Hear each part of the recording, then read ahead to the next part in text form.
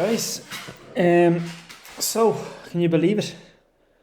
Week number 9. It's looking like there's only going to be 10, so it'll only be this week and next week, and we'll be back in the lab. So this is week number 9, lesson number 1. So your first of 2, your second is a live one. Okay, so we'll going to start something new. So if you remember last week we were on solutions and crystallization, and I have the question answers written in there for you. So if anyone missed that, those answers are in the OneNote in last week's folder. I've started a new folder for a new topic for this week. Okay, and this sadly is another one that I don't really like to be telling you about, because I like you to kind of use the equipment to figure out how it works and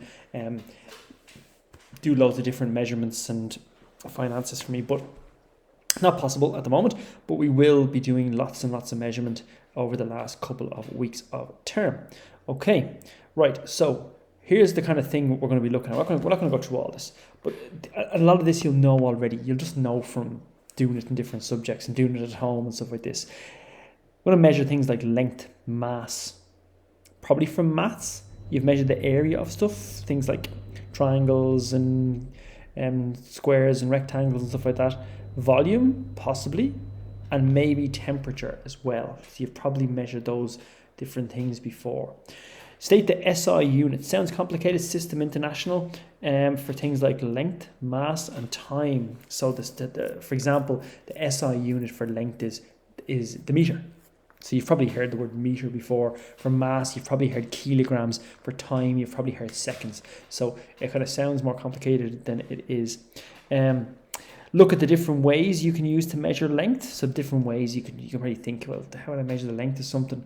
It'd probably be a ruler, wouldn't it? But there's other things you can use to measure length. Some scientific things you can use to measure length. We're going to have a look at the parallax, parallax, and how to avoid the parallax. I'll show you what a parallax is in a second. Appropriate measuring instruments, so different things. You probably heard of some of these before, to be honest with you. Looking at primary schools now who do a bit of science and geography, you've probably heard of them. And things that you might use to measure time, temperature, volume. Looking at a few different areas, so how to measure the area of stuff, and how to calculate a few volumes as well. So we're going to go through a few bits and pieces. We'll do it quite quickly because I think this is going to be stuff that you know already, but just to go through a few bits and pieces, and then we'll be doing all the measuring itself back in the lab. Well, I'm going to get you to do some yourself at home, but in the questions later on. But most of this we have to do back in the lab with the various instruments. Okay, the whole idea of measurements, that in science we're obsessed with reliability, stuff being accurate and reliable. So a couple of ones that we use, these SI units. In time, we measure it in seconds. In mass, we measure it in kilograms. So we don't use stones, we don't use pounds, we don't use in length, we don't use yards or feet or ounces in mass. We use seconds in time. So you want to measure how long does it take to go from the top of your garden to the end of your garden. It's in a couple of seconds. In mass, so mass is to do with weight. We measure in kilos, in kilograms. Kilo means 1,000, so kilogram, 1,000 grams. And we'll go into that in a while.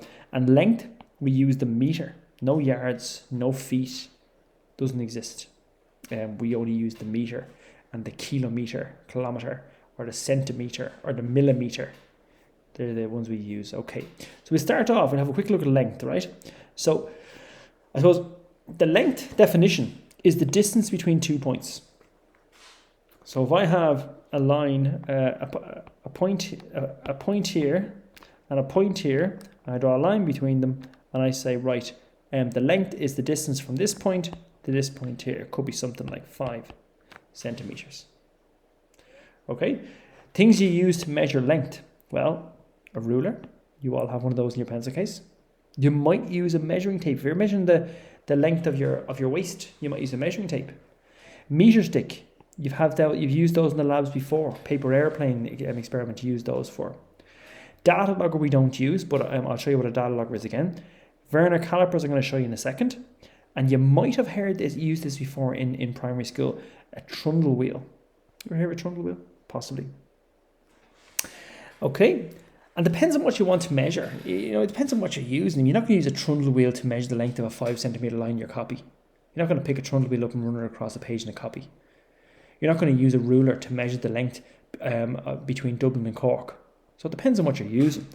So the units we have the kilometre, we have the metre, we have the centimetre, and we have the millimetre. So you can see in your ruler, the little tiny ones are millimetres. You have 10 millimetres in a centimetre. You have 100 centimetres in a metre and 1,000 metres in a kilometre. Generally, when we're looking at pages and measuring the length of small lines, when it comes to a copy, we're usually dealing with centimetres. This is a Werner calipers, right? This is a Werner calipers here, mad looking thing. It's a ruler with a slidey bit on top of it, and I'll show you. I'd rather have you messing with these in the lab and figuring out how it works yourself. But the idea of these, if you wanted to measure how wide a circular object is, so if I was to give you a ball, and I would say, well, what's the distance across that ball? So you're wondering, well, to go from one side to the other side of the ball, how would you find the distance? And the problem is that if you get a ruler, the ruler is only going to go down one side of the ball, and you'd have to turn it and try and find and you'd be finding the outside of the ball. So how do you find going across the center of the ball? And that's what a Werner calipers is. If you see these bits here, this part here, this slides up and down, so you can fit the ball in the middle part here, and then you can read the diameter of the ball. So how wide the ball is up here in this spot here. So the ball fits in the middle between the two claws there, and it will tell you the width of the ball. So diameter is a fancy name for width of the ball. This I would imagine you've used before. I think you might have taken them out for the maths quiz actually when we did maths week. So if you want to measure the length of a long curved line, so a line that's not straight, a line you're not going to use a meter stick for. So if you want to measure the distance of a curved road, a trundle wheel is great. And they're handy to use. And what happens is that you have a little clicker up here. And every time you go 1 meter, it goes click. So basically what you're doing is you're counting the clicks. And I'll get you measuring the length of the corridor and the length of a car park space and so on when we get back to the lab. Okay, if you want to measure the length of a really short curved line, so if you were to draw in your copy, you were to say, right, I have a curved line that looks like that. And a ruler is not going to cut the mustard here. In primary school, you might have got a bit of string and put it across the curved line and then measure the length of the curve of the piece of string. That's generally what a primary school science teacher would do. But we have opposometers. They're handy. The idea of an opposometer is that you have this wheel here. And if you roll the opposometer along the curved line and then turn it around and run it along the length of your ruler, wherever it stops is the length of the short curved line. Okay, so the idea of an opposometer, it measures the length of a short curved line. Personally, I like to hand out the opposometers and say, right, figure out how to work that. And it takes people a while to figure out how to work an opposometer. So that's what they're for. Short curved line, opposometer. Long curved line, trundle wheel. Straight line, or a diameter of a ball, is going to be Werner calipers. Short curved line or short straight line is going to be a ruler. This thing I wanted to show you with the error of parallax. So if we're to look, this is a strange one that I give people at a worksheet, and someone says to me, the line is 6 centimeters, and the fellow next says, no, it's 4 centimeters, and the girl behind says, no, it's 7 centimeters. And this error of parallax depends on where you're looking, which direction you're looking, or angle that you're looking at your ruler. So if you're looking at the ruler from an angle, it can lead to a false measurement. So that's what, when we start dealing in chemistry and I start looking at volume and how much water is in that beaker, I'm going to get you to get down to eye level and look straight on. So you have to take the measurement directly in front for a precise measurement in case you're looking at it sideways. That's the error of parallax. Okay, I know I'm flying through this, but so you can look back on it, and we'll be doing it again in person with the actual equipment in front of us soon enough. Second one is mass. Okay, so the amount of matter something contains. Definition: mass is the amount of matter something contains. Okay. Instrument, it looks like a weighing scales. It is a weighing scales, but the proper scientific name for a weighing scales is a mass balance. The units we use is a kilo or a gram. So your kilogram, 1,000 grams, or a gram. I know we kind of in Ireland we tend to talk about stone, and I gained 4 pounds, this kind of stuff. But the unit we use in science is kilograms and grams. In science, especially in chemistry, we're measuring out different chemicals. You're usually dealing with grams. We don't usually give you out kilograms of stuff unless you're doing your own weight or weight of something heavy. Okay. After that, area. Again, you've probably done a good bit of this in maths. Area. So the amount of surface that something covers. The amount of surface that an object covers. Again, if you want to look into the area of something, if it's something like a square, things like a ruler or a measuring tape or a meter stick, depending on the size of it. If it's big, you might use a meter stick. For area, it's not centimeters or meters, it's meters squared or centimeters squared. So when you think of area, you got to think of squared. Area is always in squared. Okay.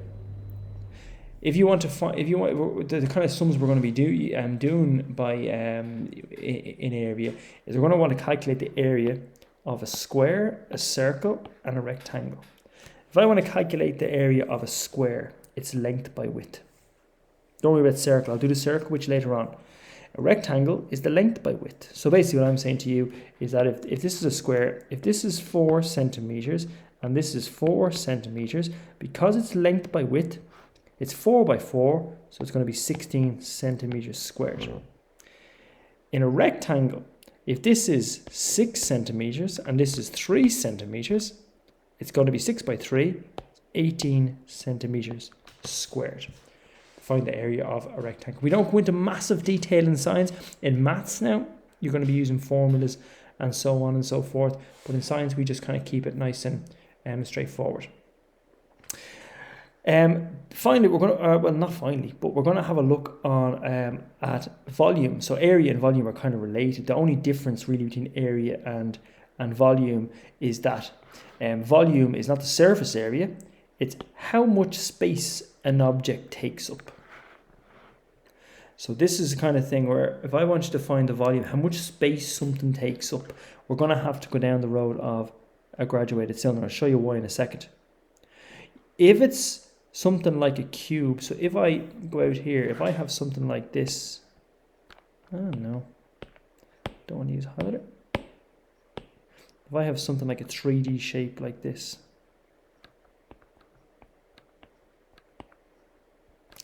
like that, and I say, well, okay, the length is 4, the height is 4, and the width is 4. The volume of this is going to be 4 by 4 by 4, which is 4. 16 by 4 is 64 centimeters cubed. So volume is always cubed. But the problem is in the real world, and this is where maths falls down and science has to take over, is that most shapes are not nice cuboid shapes. Most shapes are random shapes, like the shape of a house has all these ridges and windows sticking out and so on. So if it's a regular shape, you can use a ruler. But if it's not, you're going to have to use things like science equipment, graduated cylinder, overflow can, things like that. Okay, I said before cubed, meters cubed, centimeters cubed, millimeters cubed. So length is just centimeters and meters. Area is centimeters squared and meters squared. And volume is meters cubed, centimeters cubed. So cubed for volume. Okay. Mils and liters. So if you get a liter of milk, see the liter of milk here on the right hand side. In science, we don't usually use liters. We usually use centimeters cubed. So you think a milliliter is 1,000 milliliters in a liter. So inside here you have 1,000 mils of soy milk. But a mil is the same as a centimetres cubed, and I want you to use centimetres cubed as opposed to mils. Remember, we use centimetres and metres as opposed to ounces and stones and yards and so on. So I want you to use centimetres cubed. So a litre of milk is the same as having 1,000 centimetres cubed of milk. And I want you to use 1,000 centimetres cubed as opposed to litres. So let's go on and look at volume for a second, right? So if we have this thing, you've already seen these, you've used them. A graduated cylinder measures the volume of a liquid. So if you have water in this graduated cylinder here, and if the water is up as far as here, that will tell us that we have 350 centimetres cubed of water. If the water was right to the top of the measurement, it would say we had 500 centimetres cubed of water, or half a litre. Okay? When you pour water into a graduated cylinder, and this annoys people when they do it, the water often goes on an arc like this. So when you look at it, it'll look like the water is in a U shape at the top. If that happens, if you add water into a graduated cylinder and it's in a U shape, and you're not sure, well, do I read from here? Is this 50 something? Or do I read from the bottom, which would be 48? You do. You read from the bottom. So you read from the bottom of the meniscus. So the meniscus, the name of this curve here, so this curve here going down like that is called a meniscus. And when you're taking a reading, you read from the bottom of that curve, the bottom of the meniscus. Okay, and that's the accurate measurement. Neater. So this is what, now, and I have a load of these in the lab, the kind of bits of blocks cut out. If I want to find the volume of a block like this, so I have a block of wood, the way I do, I multiply the length by the width by the height. There's the multiplication done there, and that gives me 336 centimetres cubed. Right, and that's great. Maths can take over there, maths can do the job. Find the volume of something, a regular shape like a cube or a cuboid, length by width by height. The problem is that in science we can go a bit further.